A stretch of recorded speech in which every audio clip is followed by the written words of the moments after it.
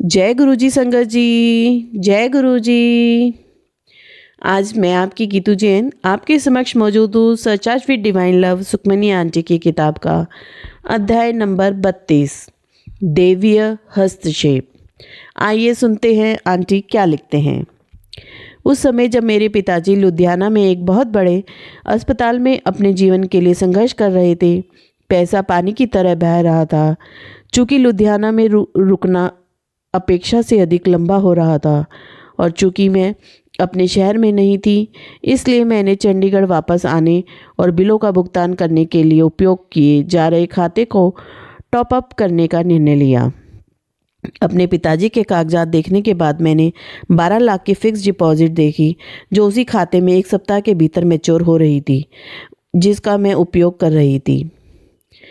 इन पर auto renewal विकल्प को रद्द करना और इसे खाते में जमा करवाना ही समझदारी लगी। मेरे पिताजी की हालत गंभीर थी, इसलिए मैं उनसे ज़्यादा समय तक दूर नहीं रहना चाहती थी और दूसरे बैंकों में जाकर पैसे ट्रांसफ़र कराने और एफडी तुड़वाने से बेहतर विकल्प यही लगा।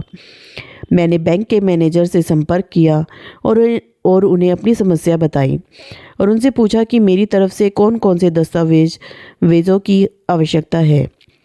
मेरा ज्वाइंट अकाउंट में दूसरा नाम था और फिक्स डिपॉजिट पर नॉमिनी थी, इसलिए मैंने नहीं सोचा था कि कोई बड़ी समस्या होगी। मैनेजर सहित स्टाफ मेरे प्रति बेहद संदिग्ध लग रहा था और उन्होंने कोई मदद नहीं की। वे वास्तव में इतने असभ्य और कठोर थे कि मैं रोने लगती थी और उनसे विनती करती थी कि वे मुझे एफडी का पैसा पाने का कोई तरीका बताए। किसी भी प्रकार की विनती और मिन्नत से कोई मदद नहीं मिली। वे मुझे रोज़ बुलाते थे और फॉर्म भरवाते थे, घंटों बैठाते थे, भद्दी टिप्पणियाँ करते थे और बिना किसी समाधान के मुझे वापस भेज देते थे। मैंने मैनेजर से आग्रह किया कि वह अपनी लुधियाना शाखा से एक कर्मचारी को अस्पताल में जाकर जांच करने के लिए भेजे कि मैं सच कह रही हूँ या नहीं। मैंने सभी निकट संबंधियों के नो ऑब्जेक्शन लेटर्स, अस्पताल के कैंसर विभाग के प्रमुख का एक पत्र जिसमें रोगी की स्थिति को प्रमाणित किया गया था, प्रस्तुत किया। आखिरकार मैंने उन्हें अस्पताल के मालिक का एक पत्र भी दिया, लेकिन फिर भी कर्मचारियों ने मेरी मदद करने से इनकार कर दिया। क्षतिपूर्ति ब्रांड पर हस्ताक्षर किए गए और मुझसे ये भी सभी दस्तावेज लेने के बाद उन्होंने मुझसे कहा कि मरीज के मरने तक इंतज़ार करें और फिर अदालत के आदेश के साथ उनके पास आएं। यह सुनकर तो मेरा दिल ही टूट गया। मैं उस दिन घर वापस आई और गुरुजी की तस्वीर के सामने रोई। मैं पहले ही इन सभी दस्तावेजों को प्रस्तुत करने आगे पीछे लुधियाना भेजकर माँ और बहन के हस्ताक्षर करवाने के मैं एक सप्ताह बर्बाद कर चुकी थी और आखिरकार हार मानने और दूसरे बैंक से एफडी तुड़वाने का फैसला किया। मैं तुरंत लुधियाना वापस जाना चाहती थी क्योंकि मेरे पिताजी की हालत के बारे में बहुत आशाजनक खबरें नहीं आ रही थी। मैं चंडीगढ़ में अकेली रह रही थी, जबकि मेरी माँ और बहन पिताजी के साथ लुधियाना में थी। सुबह 8 बजे मैं नौकरानी के लिए अपने घर का दरवाज़ा खोलने के लिए बाहर गई और यह एक विशाल बालकनी के बाद आता है।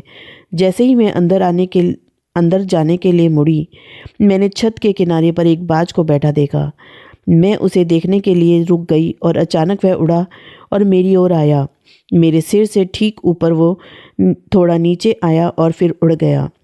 सिख धर्म में हम सभी को बाज को गुरु गोविंद सिंह जी के पालतू जानवर के रूप में जानते हैं और मैंने इसे एक सकारात्मक संकेत के रूप में लिया कि शायद मेरा काम बिना किसी देरी के दूसरे बैंक में हो जाएगा।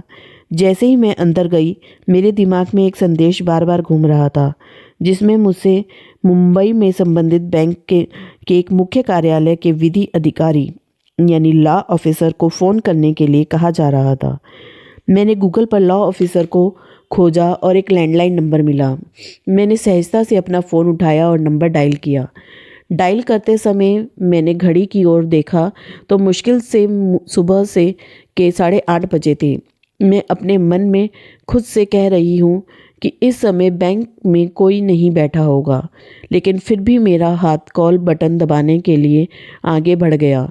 दूसरी रिंग पर फ़ोन उसी व्यक्ति ने उठाया जिससे मैं बात करना चाहती थी।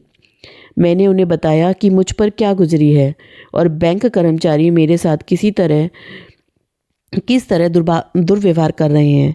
मैंने उनसे पूछा कि क्या उन्हें मुझसे किसी और चीज़ की ज़रूरत है, क्योंकि मैंने वे सभी दस्तावेज़ जमा करा दिए हैं जिनके बारे में मैं सोच रही सकती थी।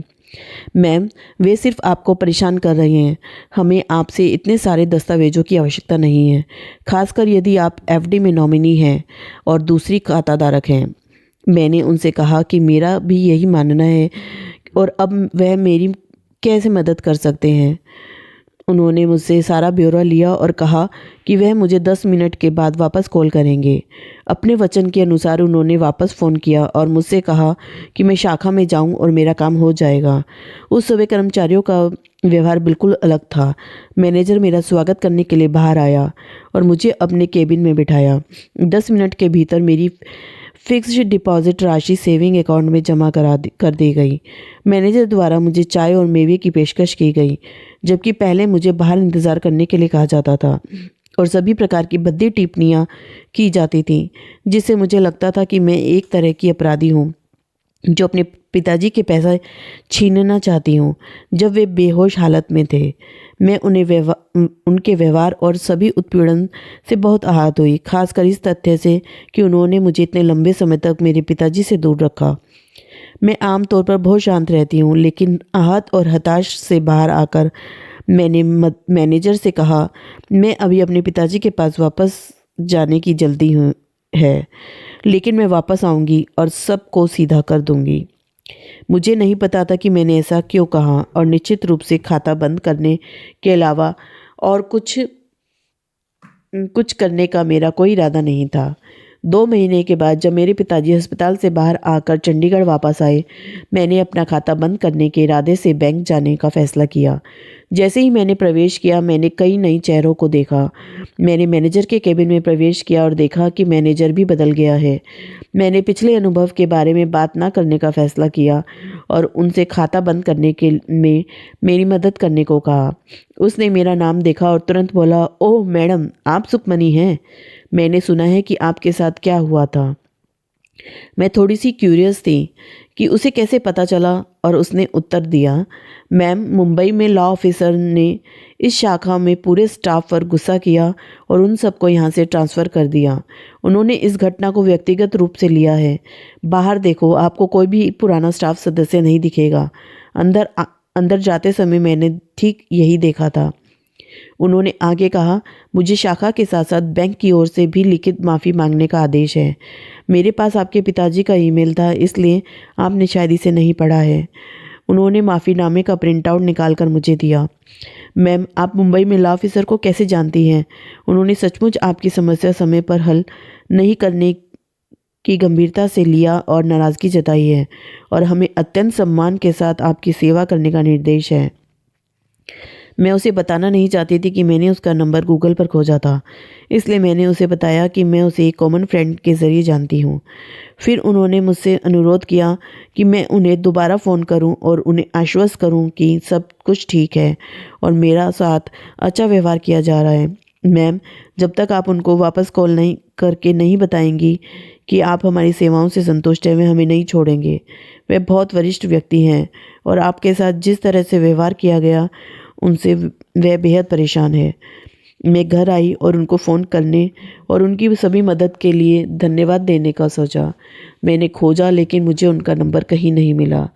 आज तक मुझे उनका नंबर गूगल पर कहीं नहीं मिला, तो मुझे कैसे पता चला कि बैंक में लॉ ऑफिसर होते हैं? उस दिन गूगल पर पहली बार सर्च करने पर मुझे उनका नंबर कैसे मिला? अब मुझे उनका नंबर क्यों नहीं मिल रहा?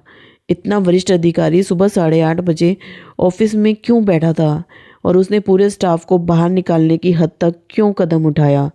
जैसे ही मैं बैठकर इन सवालों पर विचार कर रही थी, मुझे याद आया कि पिछले बैंक प्रबंधक के लिए मेरी आखिरी शब्द वापस आकर सबको सीधा करूँगी थे। मुझे कुछ नहीं करना पड़ा, मेरे गुरु ने मेरे लिए उन सभी को सीधा कर दिया।